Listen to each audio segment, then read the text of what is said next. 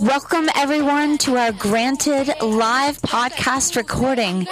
My name is Krista Keough. I'm your host, and I am thrilled to be here with you tonight. We're going to welcome our first guest and our guest for tonight, Laura Simpson, to the studio. But first, for those of you who don't know, Granted is a podcast that's curious about funding in the arts. We talk with artists and industry professionals to find out how funding has affected their career and their creative journey. We have 10 episodes that you can listen to online, and tonight is the last episode of our first season. We are live right now on the radio, so you can send us a message on Instagram at Granted Podcast, and we'll try our best to answer your funding questions tonight. The track that you heard at the top of the hour is Money by Cardi B. That was a special request for this evening, and that's what we're here to talk about, money. So let's get down to business. Many of our guests in season 1 brought up her name, and for good reason. Laura Simpson is radical and cool and calm and collected and already a very accomplished creative industry leader. She is our final guest on Granted. Thank you for being here with us tonight, Laura. It's my absolute pleasure to be here. I'm so excited. You are someone who has had a really big impact on my career and my life. I will say that, and I think there are a lot of people who could say that. So it's really wonderful. It's really sweet. Yeah, for sure. And, even though I've known you for a long time, I still wanted to do some research to prepare for tonight. And I learned a lot of new things, one of which is that it looks like you started your career maybe here at CKDU. Yeah, well, my radio career for sure. And I was just a music fan in high school. And so I used to come in high school and fill in, do the overnight shift and stuff like that. And then I had a show. Yeah, I had a show for a little while. It was called Soundtrack of Our Lives. Right. That's wicked. Yeah. And what was it about? I would pick a theme and have a special guest. And so it would be like the song that you had your first dance to. And then I would go on do like streeters, and I ask a whole pile of people like what was their first song. They'd tell a little story, and then I'd play this song, and then I'd have a guest, and we'd sort of talk about significance of songs and just like how certain songs had like a great impact on your life, and had lots of great guests like Joel Plaskett. And actually one of the things that I did after that was when I worked at CBC, I had Soundtrack of Our Locked Out Lives while CBC was locked out. And so really? We had like all the CBC friends in there while we were off the radio. That's amazing. It was fun. That sounds fun. And so you did go to King's, right? And you studied journalism. I did. Too. So what made you want to go into that field of study here? I was like, I could play music, but I was not a musician. I would not call myself a musician, but I was definitely a supporter. And so like my world was about supporting artists in journalism. So I was a freelance writer for the Herald, and I did the show here at CKDU, and then I started taking photographs, and this was before digital. So I was taking film photographs at shows and stuff like that, and so I sort of got in that way. And as I was writing more stories and getting more gigs freelancing, I ended up being like, okay, like let's make a go of this, and I went to journalism school, and then it just kind of went off in a different direction. I ended up being like the legislative reporter. I was at City Hall, did federal elections, kind of just went off in this other direction for 7 years doing journalism. So kind of... Wow. Yeah. That's long. Did you feel fulfilled doing that? Yeah. I mean, I identified as a journalist. I identified as somebody who was really trying to make a difference in the world through telling people's stories and trying to find stories that were not as told. But, I think in 2007, when I jumped off the ship, I kind of imagined it to be like a bit of the Titanic at the time, because it felt like even at that time that journalism was taking a dip, because it was really starting to be run by on-the-spot journalism. Producers were looking for clickbait. There was really no deep journalism being put on the air or in the papers, and that's just become even more pervasive these days. And so I kind of made a choice at that point to, focus on what I was passionate about, and that was music. Wow.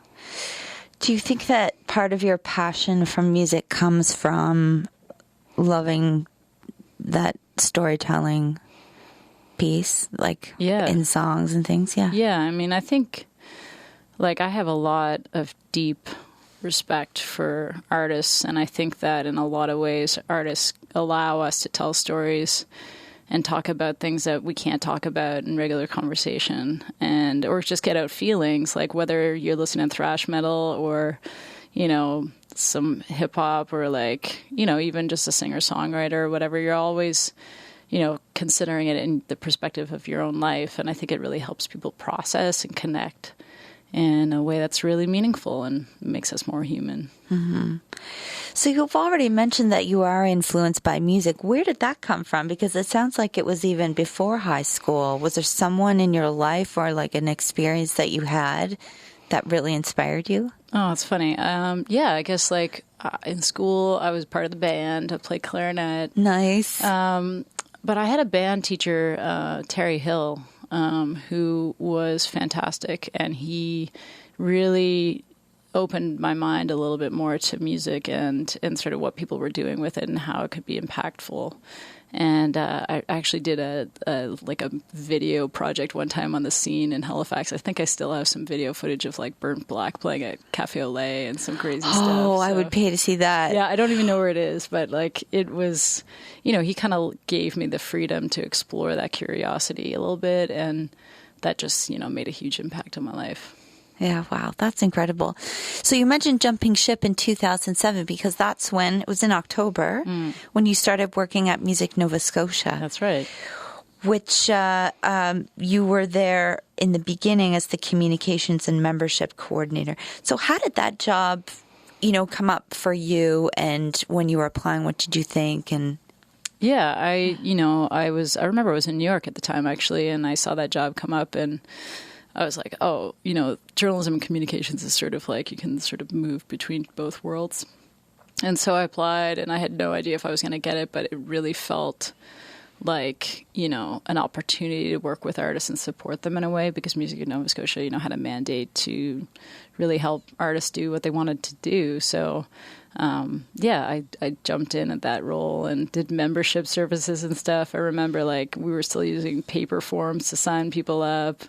Like I remember telling like all the time I meet all these amazing artists who are still amazing artists these days. And you know, like Rhea May walked in one day and she like signed up. She wrote down, it was like, "What's your artist name?" And she's like, "I think I'm going to go by Rhea May," because she was Rhea McNutt, right? Right. And so she wrote down Rhea May, and I was like, yeah, that's good. You know, like it was just like these seminal.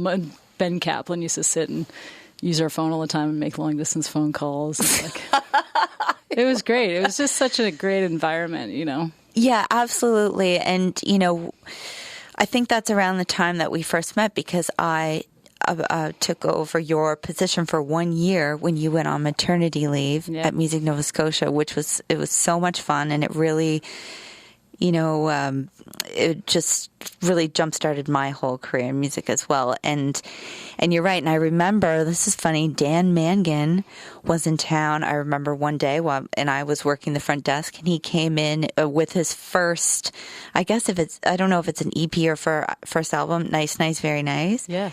Yeah. And I remember he came in and he handed it to me, and he's just like, "Hey, I'm in the area. I thought you guys would like to have a copy of the CD, and I heard that you guys take them or something," because we had a CD library then. Yeah. And yeah, so that's amazing. Isn't that amazing? Yeah.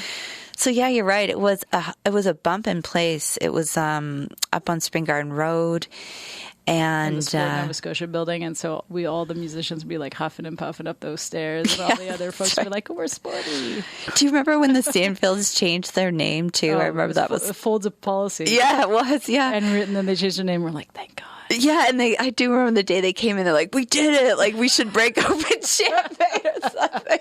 This is what our new name's going to be. It's going to be the Stanfields." And Johnny Stevens, shout out to him. He was there at the time, too. Oh, Johnny, yeah. He was so great. Yeah. He brought me into the fold, and I think probably you as well a bit. Was he there when you started, or at the same time? Right about the same time, yeah. Okay, yes. We did our first music week together in November that year, and we had no idea what we're doing. I still have the pin that we got made. Oh. I can't say it because it's not 9:00 yet, but it was harden the F up. Was it really? Was our motto. Was that Liverpool? Yeah. Yeah. Just with the snowstorms and the power outages and all Yes. that stuff. Yeah. I have a photo of Johnny actually in a field of just like white snow with an umbrella blown over. He's just standing there like, what do I do next? I don't even know. What a great day. So when you came back from mat leave, this is when you took the position as, at the time it was called the Export Development Program. Today it's called the Music Nova Scotia Investment Program. And that's the funding that is from the province, and it's to essentially, the big mandate of Music Nova Scotia is to foster the growth and development of music in the province. And every province has a music industry association except for Ontario. And I think they have a number of things They there. have their own thing going on, yeah. Yeah. So it's a big deal. It's a lot of money and it's a big responsibility. What made you choose to take on that position? And what were you sort of hoping to get out of it in the beginning? Yeah, I mean, well, I don't remember how it went. I mean, it was offered to me to take over and from Christine Bedeman was doing it at the time. And I didn't really, to be honest, know what I was doing. I just knew that I wanted to take care of the program in a way that was, helpful. Yeah. Hopefully. Yeah, and actually when I started, it was all in again, I feel like I'm so old, but it was not that long ago. No. But it was all run by paper submissions. We had stacks of paper submissions.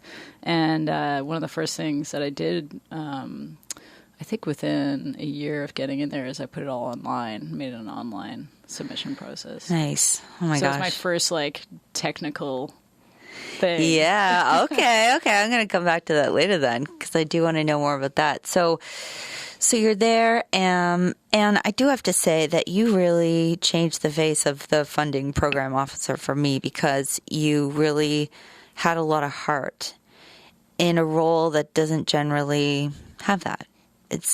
You need to be very objective. You need to almost have no feelings, almost, to make decisions. But you really did. You flipped it, and you really coach people along, and you made this open door policy. You didn't judge people. You were critical of what they could or couldn't do. Well, I mean, I think I saw it as, here are people we have this, great program that, in Canada, there's so many opportunities for funding, and that's not the case in a lot of places in the world. And I knew it felt very opaque to most artists. And so, I felt like a coach in a way. And I think the thing is that, I was not responsible for the decision. I was responsible for gathering the juries and instructing the juries and instructing the artists on how best to submit and helping guide everybody through that process. And part of that was not just on the application by application basis, but to actually help people understand, what is the point of the program and how do you, best use it? Because I think a lot of people don't quite think about the big picture, which is we're really fortunate that the government gave any money at all to that program. And so it was a fight every year to show the value of that program. So every time there was a final report submitted, that was a piece of the puzzle that went back to the government in a larger report to say, this is what we did. This is what the money you gave to us resulted in. And if we could show that it had value, and it was really just monetary value at that time, then we could actually sustain that program and, potentially grow it or, do different things with it. And I think that's something to keep in mind when you're working with funding programs, is that there is a larger picture that you kind of are a piece of that puzzle. And it's annoying to do all that work, but there's a reason for it. Mm-hmm. That's a really good point. And you're right. It is part of the bigger picture. And maybe people don't know how difficult it is for organizations like Music Nova Scotia, who administer funding, and there's others, to continue to get that money year after year.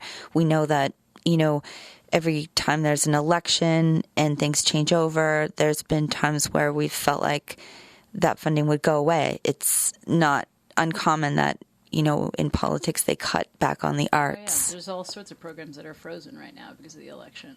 And it's just it's the way it goes. But I think at the same time, like, artists should be there to keep those program officers and the people running the program in check, because it is ultimately taxpayers' money that's going into it, and they need to make sure that it's responsibly run. And if there's something that you think is not fair, like for everyone, then that stuff should be, called out in a constructive way, that, the program can be good for everyone in a way that's fair and transparent. Mm-hmm. Transparency is key, and I think I'm seeing that a lot more too across the board nationally with organizations like Factor sharing who gets the funding and how much. I think a lot of people didn't realize maybe that information was out there, and so just having the freedom to even talk about it and know what goes on a bit behind the scenes. It's not like you just drop off your application or send it in and then that's the end of it. You can kind of get in. So when you were, you've looked at probably like thousands of applications. What can you tell our listeners who are artists who, are in the system or looking to get in the system of funding? What are some things that they should keep in mind when they approach that? I think I would start by a bit of a disclaimer to say the value that you receive from a funding program does not necessarily mean the value that you have as an artist. Mm-hmm. And it's really important to keep that in mind, because, not everybody's going to make commercially viable work, and not everybody's going to follow sort of party line of this is how you successfully become an artist. There's so many examples of people who have not gone through that system and become successful. So in a way, it's a game. And you just got to learn how to play the game. And the game means that you're putting your best, most professional self forward in, business format, and trying to make a case for why your project that you're applying for is worth money from the government. And, the jury may or may not agree with you, but the best thing you can do is sort of put yourself in the shoes of people who work in that world and expect certain things, and are looking for certain elements that should be in your application. And the more you can sort of do that and separate yourself from, this is me and this is my whole heart of doing this art, and the thing that you write in the paper, not to say you should misrepresent yourself, but you should remember that you're playing a role in that case. And in a lot of cases, you're not writing beautifully and lyrically like you would in a song. You're writing repetitive, like business speak that is speaking to the people who are trying to identify, mm-hmm. what are the things in this application that's going to make it successful. Mm-hmm. Yeah, so you almost have to remove yourself in a lot of ways from the content. But I do think that there is a genuine way to really put your heart into it. Yeah. Like you said, by putting your best, most professional self forward. And so can you tell us from your experiences, like, not to say any one particular artist or industry professional's experience, but like overall, did you see things happening over and over that, just made you cringe, or like things that you can remember, that you would suggest not to do? I gotta say, like, when Tara was on the show, she called out, like, some program officer said that I, was very tongue-in-cheek and flippant in my application, and that meant that it didn't go over so well in the context of being read in other applications. That was me. That was the program officer. I knew as soon as she said it, I was like, shit, that was, pardon me, I didn't swear there. Anyways, it was like, that was me. That's amazing. And I think the thing is, I didn't know that. You got to think about what does your application look like against all of the other applications that are going in. And the honest truth is that the jurors, who for the most part are volunteers and are reading like 40 applications like the night before they get in, are looking for patterns. They're doing pattern recognition. They're trying to see, okay, this is the part that says, what the tour is, and these are all the dates, and all the information's really easy to find. So it makes me cringe when sort of those templates are completely ignored, and it just makes it harder for the jury to understand what's going on. So it's just, some of that's just formatting, and some of that's just like, remembering to include certain things. So, I mean, to be honest, I suck at writing applications. I get somebody else to write the applications for me now. I don't do it because I can't. That's so funny. Yeah, we've worked together before, but in the early days, outside door. And but I mean, a lot of my clients who I've had over the years are very good grant writers. If they were, forced in a room to have to do that, they could do it very well, but they just don't want to. And that's totally fine. So I hear what you're saying with the template, sort of starting with an outline, like make sure that you're including everything that you think that people in the jury want to see. And I think another thing to point out is, like, if you feel like you have a glaring thing that's very obviously missing or something that doesn't quite make sense, like, just explain it and be upfront about it rather than trying to pretend like it doesn't exist. Like,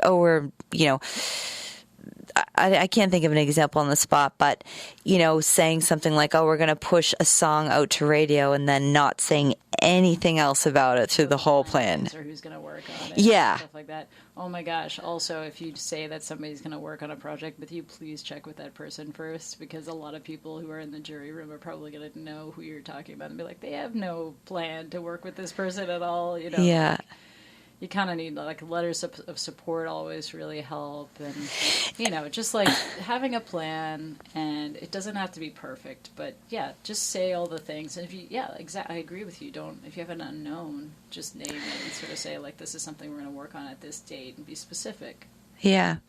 And I mean, do you think that, like, from when you were there, from your experiences, are there a lot of people who are just lying? Because sometimes the rules, I feel like, makes it seem like, we're trying to stop everyone from, you've got to send in your proof of receipt, and then the proof that you paid the receipt was something else. And sometimes I think, man, who is out there, like, making up a band name and, like, trying to get money from the government and, like, putting us all through the stress of having to just really, like,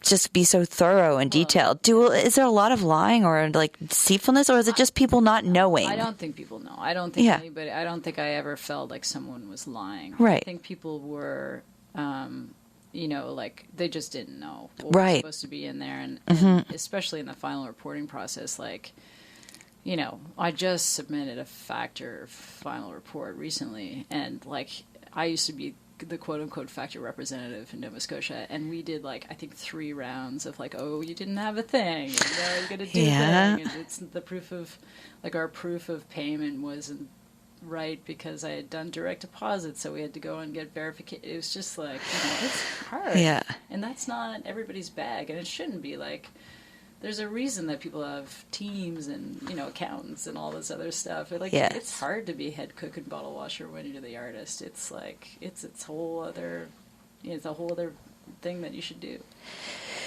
That is good. That's a really good point, because artists, they've got very special skills that grant writers like myself certainly don't have. So you can't expect people, like, to do it all.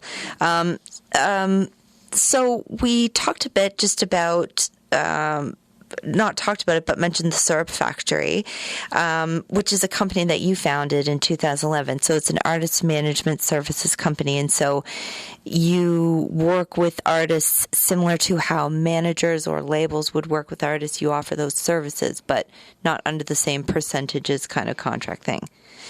Where did that idea come from for you? Yeah, I mean, when I was at Music Nova Scotia, I had people had asked me to work with them, and it was obviously a conflict of interest. And when I decided to leave, I really thought about how I wanted to serve those artists. And for me, a gap was being able to hire someone for a short amount of time for a particular project. And so I wanted to aim for that kind of service where you could depend on somebody to be really clear and communicative about your project, and sort of help lay out the plan, get you the resources you need, and really, like, connect the dots. And so that was the concept, and fortunate, it's still going. That's awesome. Yeah, it is. And it's great. And you've worked with a lot of artists who I think I would have considered, speaking of funding, artists who were maybe at one time in the early stages of their career underfunded, I want to say, or maybe, excuse me, they didn't have the team of support around them. So they kind of didn't have, the ability to compete in that way at that business level. Yeah. So you're offering something that's like super valuable, and it's allowed these artists to totally elevate their craft and like take themselves to new levels and really like fulfill their potential, I think. Yeah, I hope so. And I think we've and I'm saying we because I found Sara Jamer, she found me, I guess, soon after I started, and she and I just like really aligned on the values that we wanted to have in this company. And she also really understood that this was a business and that her job was to manage the business side of things for artists. And, for us, it was like we wanted to make sure that we weren't overstepping in terms of like direction of artistic project or whatever. We were there to support. Like, it was a very strong distinction we made. And I think the people we ended up working with on a long-term basis have a very strong idea of what kind of artists they want to be. And we don't step on that. We're really not going to make any decisions about that direction at all. Mm-hmm. For us, it's about like just, trying to float that. Yeah. I love that. And then you've got Side Door because, you didn't quite have enough on your plate, really. Well, it's funny, though. Side Door was like the thing that I wanted to do the most. Like before I even left Music Nova Scotia, I was hosting shows at my house. And I knew that was my favorite time of life, to be honest, was just sitting in my own house and watching shows with like my daughter sitting on my lap and in my slippers. Like, right. There's nothing better than that. And I knew that there was so much opportunity in shows like that because it was low overhead and high profit for the artist. And beyond the monetary thing, which thankfully in the funding world is becoming more understood, is that qualitatively you can develop your audience so much better at these kinds of shows. You meet everybody, you're selling lots of merch, you're gathering all their emails for, newsletters or whatever. And I knew there was something there that I really wanted to make happen everywhere. And like the biggest thing is that people were like, oh, you just do those shows because you're connected to people in the music industry. I'm like, well, no, this is something that anybody can do. Anybody can host it. And really everybody, it's been an underground cash-based system for a really long time. It's like the parlor gig is like definitely one of the oldest forms of performance. But there was a lot of things about it that were challenging. Like artists couldn't find those gigs. People who wanted to go to those gigs couldn't figure out where they were. It was all very like secretive, really. And I wanted to sort of daylight how to do it and how to show up and how to meet each other and like how to partake in that community. Mm-hmm. And so Side Door, it's an online platform that matches artists and hosts together. And so there's a huge tech component of that for you. So when you were looking for funding for the early stages of Side Door, was it hard for you to find out where you fit in because it's a music business, but it's also a tech business, and you're also a woman, and you live here, and so was it hard for other people to understand how? Yeah, again, the funding thing being a game, you're sort of like, who am I dressing up as today to impress this person? And in a lot of ways, you kind of knock on as many doors as you possibly can, and you try to, my thing, and I always said this to artists too, is like, don't try to squeeze yourself into a box and change your project just because it fits a funding program. Like, just don't mess with that. Nobody's going to be happy at the end of the day. But, for us, it was sort of like a picking and choosing from different programs that would support us. So like we would get funding from NSBI, Nova Scotia Business Inc., but we would also get funding from, like Factor. And so there was like different components that we could pull from.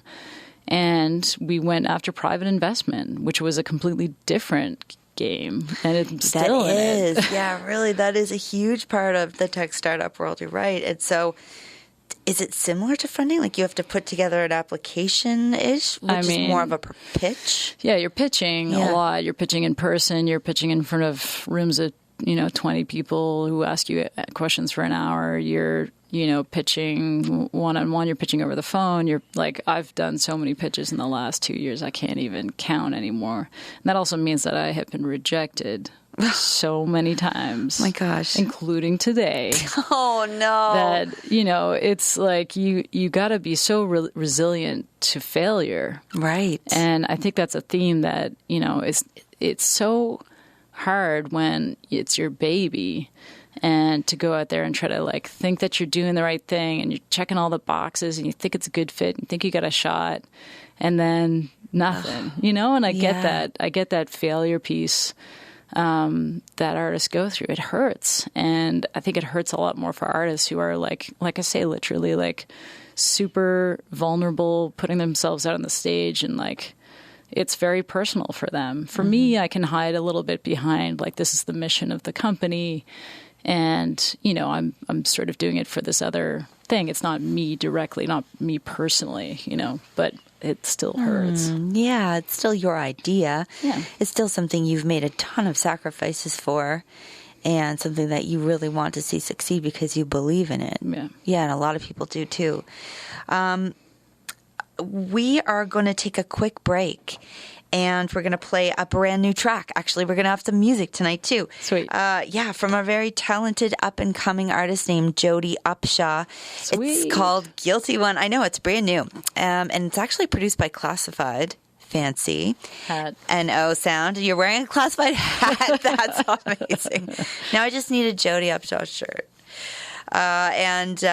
So you can check her out online, and the song is on YouTube, and she's fantastic. I never was your first one, and I'll never be your last. I thought we had something, but you ended it fast. When you treated me like I was just a stranger, turned our happiness to jealousy and anger.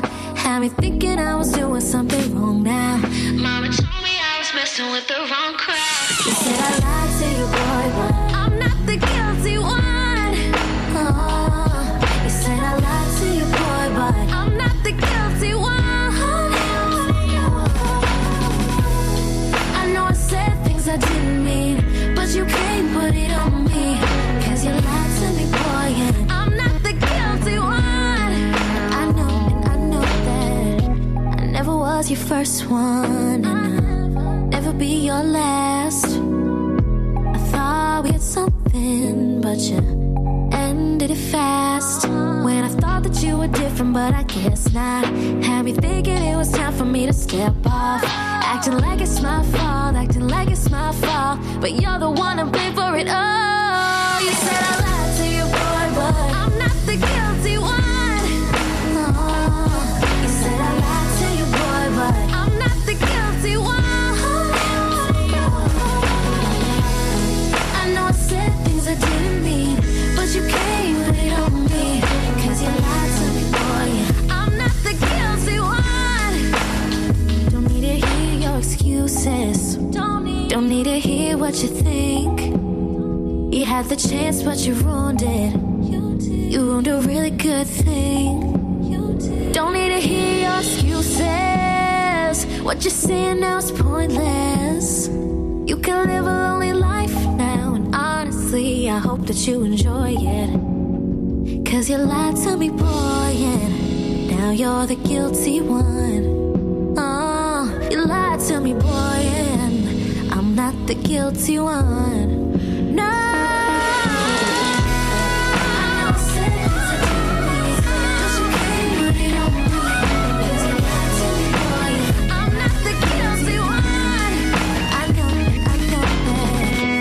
Never was your first one, and I'll never be your last. I thought we had something, but you ended it fast. Wow, that's such a great track. Jody. I know. She's wicked. Love her voice. Love that she's doing some new music and putting it out there, too. Yeah, she started when she was way young, too. Yeah, she's still really young. Yeah, she's still really young, but she's killing it. Yeah. It's good to see. So before we left for the break, we had touched on actually a bit about what I wanted to talk about next. And, that is really a lot of what we've talked about is you being an entrepreneur. Even when you were at Music Nova Scotia, you approached the position and did it in a different way. Because you saw that there was a need for that. And then with the Serb Factory and Side Door, you saw those opportunities too. And so have there been times when, I guess you just described it with funding, that you didn't get the funding, but has there been times when you thought, like, maybe I'm doing the totally wrong thing? Is this ever going to work? Like, can I do this full time? Does this make sense? Yeah, I mean, yeah. It's like a daily, like, what are we doing here? But, look, it's as soon as I made the choice to kind of do the entrepreneurial thing full time, like, I would take breaks. I would take vacation from Music Nova Scotia and like work at the Halifax Jazz Festival or, do all this stuff. I was like working the kind of hours that you do as an entrepreneur anyway. And I was just super curious about every angle of the industry and like learning. And as soon as I kind of turned the switch to say, this is how I think that things should be done. And I'm very clear about what that vision is. Like, to me, the vision is that, generally, I think that artists are way undervalued and way underpaid and way, like, disrespected in our society. And except the 1% of people who seem to make it to the top. And, I just think there's just so many artists that are doing things that are remarkable and meaningful, and I want to help them get a platform. I want to help them get in front of audiences. And the mechanism by doing that is through these things that I've created. And I really just, that never gets old. Like, I never get tired of waking up in the morning and wanting to figure that out. That's a problem I will solve for the rest of my life. And I might not get it right every time, and it may not, hit the mark for everyone. But I think, I get up every day and read the reviews of the shows that we do with Side Door. That's the thing I do. It's just like, oh, wow, I didn't know that. Just know that the shows that we're producing are creating joy for people out there. So you mean reviews online? Yeah. Oh, okay, because people can put reviews of the shows. Yeah, so it's after a show, you get an email and people can put in whatever comments or whatever. And we have like this insane rate of like 95% of all the reviews are 4 and 5 star reviews and just like really amazing comments. And it's gratifying not only for us as a team to see that, but it's also like something that we put back out to the artists and be like, you're doing great. Like, this live performance touched people in a really serious way. And at the end of the day, like, something my husband says all the time is like, if you're not enjoying the process of the problem you're trying to solve, like, what are you doing? Like, that's your daily life. So you kind of need to be okay with the grind. Yeah. In order to not lose sight of what's important. Like, I don't know what the end of this looks like, but, like, it's sort of a destination off in the horizon. And like, I'm enjoying this process. As hard as it is, I don't ever wake up and be like, I'm out. I mean, I do have daydreams once in a while about being a postal carrier, but like, really? Oh yeah. Oh, that's so. And I know so many musicians who are postal carriers, and I'm like, I get it. What? Yes. Really? Yeah. Okay, yeah. I mean, I fantasize about working in a flower shop. If there's an equal to that, that's what my escapism. I want all the florists and postal carriers who be calling in and be like, it's not that easy. Yeah, that's it. It's probably, I know we're romanticizing it, but still, yeah, it's hard. So I mean, what can you say to some young entrepreneurs and the emerging artists out there, and even maybe the artists who aren't emerging, who feel like they're kind of climbing uphill? What words of encouragement can you pass on to them? I mean, I just think that if you're feeling like you're doing your best self and you can go to sleep every night and feel good about that, that's all you can do. Like you're definitely going to have failures. It's going to hurt, and the system's going to feel unfair, and you're going to get pissed at program officers, and you're going to piss at the industry, and most people are, and you're going to get cynical or whatever. But the only thing you can actually control is yourself, you know? So it's just going back to that old idea that, you know, you really just have to come out and be your best self and be true. And like, I think in the artist world, like the greatest artists that we have ever seen are the ones that are just absolutely nobody but themselves. They are heroes for the rest of us who are hidden under layers of just societal bullshit, you know? So like, just keep doing you. Like, don't stop doing that. That is so important to like continue the process of developing what your voice is and who you're going to be in the world when you're performing or when you're writing songs, you know, like even when you're online, which is its own podcast, but you know, like don't kill yourself trying to be somebody else. Like I think more and more people can, you know, understand that, you know, they connect to what's real. Mm-hmm. Absolutely. That's really good. That's really good advice. I think we're running out of time.